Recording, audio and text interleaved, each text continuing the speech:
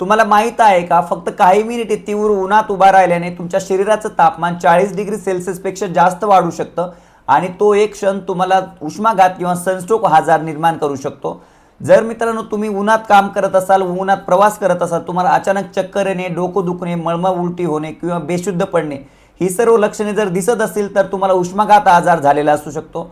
जर तुम्हाला उष्माघात किंवा सनस्ट्रोक आजाराबद्दल सविस्तर माहिती जाणून घ्यायची असेल आणि या आजाराला प्रतिबंध करायचा असेल तर हा पूर्ण व्हिडिओ बघा, जेणेकरून उष्माघात या आजाराबद्दल सविस्तर आणि महत्त्वपूर्ण या व्हिडिओमधून तुम्हाला माहिती मिळेल। नमस्कार, मी विकास राठोड, घे उंच भरारी आपल्या मराठमोळा यूट्यूब चॅनलमध्ये आपलं सर्वांचं स्वागत आहे।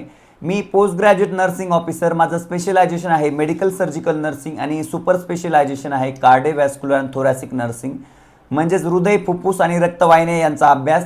मी पोस्ट ग्रॅज्युएशनमध्ये नैसर्गिकरित्या लठ्ठपणा कसा कमी करावा किंवा नॉर्मल बॉडी वेट कसं मेंटेन करावं याच्यावरती मी रिसर्च केलेला आहे आणि मी एक प्रोफेशनल फिटनेस ट्रेनर आहे। मित्रांनो, आज आपण उष्माघात किंवा सनस्ट्रोक या आजाराबद्दल सविस्तर माहिती जाणून घेणार आहोत। उष्माघात म्हणजे सनस्ट्रोक, याला हीट स्ट्रोक असेही म्हणतात। जेव्हा आपल्या शरीराचं तापमान 40 डिग्री सेल्सिअस पेक्षा जास्त वाढून जातं तेव्हा आपल्याला उष्माघात किंवा सनस्ट्रोक होत असतो। ही एक मेडिकल इमर्जन्सी आहे। अशा वेळेस आपल्याला मेडिकल ट्रीटमेंट घेणं गरजेचं आहे, म्हणून आपण उष्माघात होऊ नये म्हणून आपण काळजी घेणं गरजेचं आहे। सनस्ट्रोक किंवा उष्माघात हा एक सिव्हिअर आजार आहे।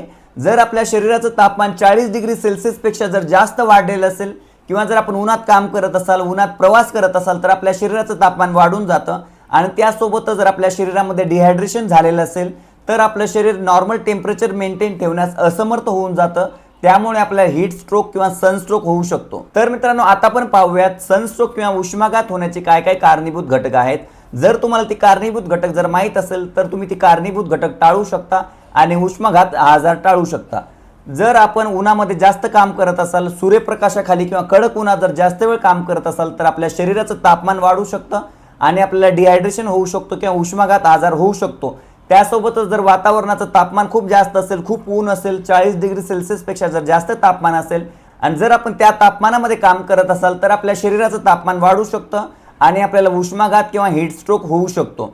त्यासोबतच जर आपण डिहायड्रेशन झालेलं असाल, पाणी कमी पिलेलं असाल आणि उन्हामध्ये जास्त कपडे घातलेले असाल आणि उन्हातच सारखं काम करत असाल तर मित्रांनो आपल्याला उष्माघात आजार होण्याचा जास्त धोका असू शकतो, म्हणून आपली उष्माघात आजार होऊ नये म्हणून आपण काळजी घेणं गरजेचं आहे। तर मित्रांनो, आता आपण पाहूयात उष्माघात किंवा सनस्ट्रोक होण्याचे काय काय रिस्क फॅक्टर्स किंवा काय काय जोखीम घटक आहेत ते आपण पाहूयात। लहान मुले किंवा वयोवृद्ध व्यक्तींना उष्माघात आजार होण्याचा जास्त धोका असतो, कारण त्यांच्या शरीराला पाण्याची जास्त गरज असते किंवा ते व्यवस्थित पाणी पित नसेल किंवा उन्हात काम करत असेल तर त्यांना सनस्ट्रोक किंवा उष्माघात आजार होऊ शकतो। किंवा आउटडोर वर्कर जे घराबाहेर काम करत असतात त्यांना उन्हाचा जास्त प्रभाव होऊ शकतो किंवा त्यांचं टेम्परेचर जास्त वाढू शकतं आणि त्यांना डिहायड्रेशन होऊन त्यांना उष्माघात आजार होण्याचा जास्त धोका असू शकतो। प्रोफेशनल ॲथलीट्सना व्यवस्थित पाणी पिणं अत्यंत गरजेचं असतं, कारण की त्यांच्या बॉडीचं बेझल मेटाबॉलिक रेट वाढलेला असतो, त्यांना पाण्याची जास्त गरज असते, म्हणून त्यांनी जर योग्य प्रमाणात पाणी पिले नाही आणि टेम्परेचरमध्ये जर काम केलेलं असेल, एक्सरसाइज केलेलं असेल तर त्यांच्या शरीराचं टेम्परेचर वाढू शकतं आणि त्यांना सनस्ट्रोक किंवा हीट स्ट्रोक होण्याचा जास्त धोका असू शकतो। किंवा ज्या लोकांना क्रोनिक आजार आहे किंवा क्रोनिक इलनेसेस आहे त्या लोकांना डिहायड्रेशन होण्याचा जास्त धोका असतो। त्यांच्या शरीरामध्ये फ्लूइड आणि इलेक्ट्रोलाइट इम्बॅलन्स झालेलं असेल किंवा जर योग्य प्रमाणात पाणी पिलेलं नसेल, त्यांचं टेम्परेचर जास्त वाढलेलं असेल किंवा जी व्यक्ती पाणी योग्य प्रमाणात पित नसेल किंवा त्यांना काही आजार झालेला असेल, अशा सर्व व्यक्तींना सनस्ट्रोक किंवा उष्माघात आजार होण्याचा जास्त धोका असू शकतो। तर मित्रांनो, आता आपण पाहूयात उष्माघात किंवा सनस्ट्रोक हा आजार झाल्यावर काय काय चिन्ह लक्षणे दिसतात किंवा हा आजार आपण कसा ओळखायचा।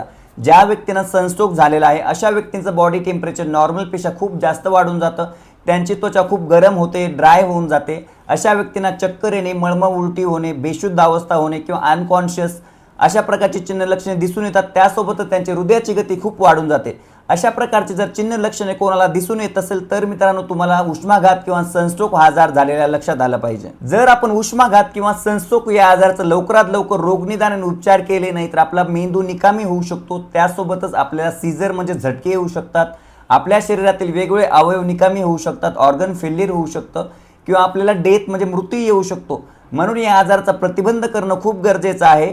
जर प्रतिबंध करता येत नसेल तर या आजारात लवकरात लवकर रोगनिदान आणि उपचार अत्यंत महत्त्वाचा आहे, जेणेकरून वेगवेगळ्या कॉम्प्लिकेशन आपण टाळू शकतो किंवा ते कॉम्प्लिकेशन आपण प्रतिबंध करू शकतो। तर मित्रांनो, आता आपण पाहूयात सनस्ट्रोक किंवा उष्माघात हा आजार झाल्यावर या आजाराचं निदान कसं करतात किंवा या आजारामध्ये काय काय तपासण्या करण्याची गरज असते। ज्या व्यक्तींना सनस्ट्रोक झालेला आहे किंवा उष्माघात झालेला आहे त्यांचं प्रॉपर डिटेल हिस्ट्री घेणं गरजेचं असतं, त्याचं टेम्परेचर बघणं गरजेचं असतं, त्यांचं टेम्परेचर 40 पेक्षा जास्त डिग्री सेल्सिअस झालेलं असतं किंवा वेगवेगळ्या लॅबोरेटरी टेस्ट करून रक्ताच्या तपासण्या करून ऑर्गन निकामी झालेले आहेत त्या वेगवेगळे अवयव निकामी झालेले आहेत हे बघण्यात येतं आणि त्यावरून सनस्ट्रोक हा आजार निदान होत असतो। तर मित्रांनो आता आपण पाहूयात सनस्ट्रोक किंवा उष्माघात हा आजार झाल्यावर काय काय उपचाराची गरज असते।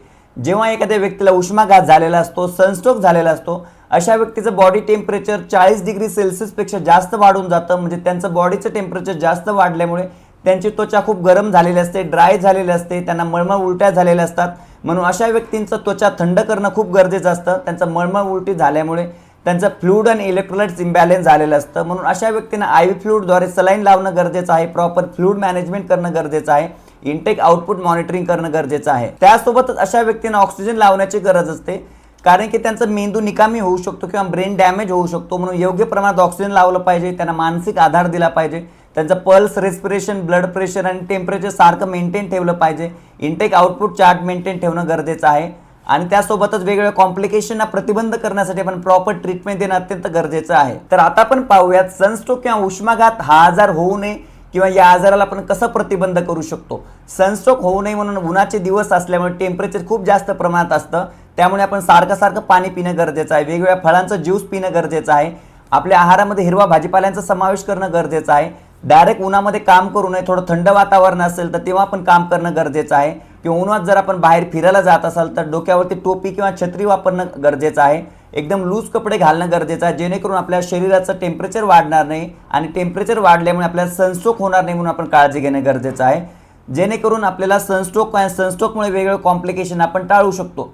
त्यासोबतच आपण उन्हामध्ये आराम करणं गरजेचं आहे, जेणेकरून आपल्या शरीराचं टेम्परेचर कसं नॉर्मल राहील याच्याकडे आपण लक्ष देणं अत्यंत गरजेचं असतं। सनस्ट्रोक किंवा उष्माघात या आजाराचे रुग्ण समर सीझनमध्ये किंवा उन्हाळ्यामध्ये सर्वात जास्त दिसून येतात, म्हणून लोकांमध्ये अवेअरनेस असणं गरजेचं आहे। सनस्ट्रोक कसा होऊ शकतो किंवा या आजारामध्ये काय काय चिन्ह लक्षणे दिसून येतात किंवा सनस्ट्रोकला आपण कसं प्रतिबंध करू शकतो याच्याबद्दल जर लोकांमध्ये जनजागृती जर असेल तर आपण सनस्ट्रोक या आजाराचा प्रतिबंध करू शकतो किंवा योग्य वेळी जर उपचार केला तर वेगवेगळ्या कॉम्प्लिकेशन आपण टाळू शकतो, म्हणून आपण या आजाराबद्दल लोकांमध्ये जनजागृती करणं अत्यंत महत्त्वाचं आहे। तर मित्रांनो सनस्ट्रोक किंवा उष्माघात हा एक टाळण्यासारखा किंवा प्रतिबंध करण्यासारखा आजार आहे, परंतु या आजाराबद्दल लोकांमध्ये अवेअरनेस असणं, जनजागृती असणं गरजेचं आहे।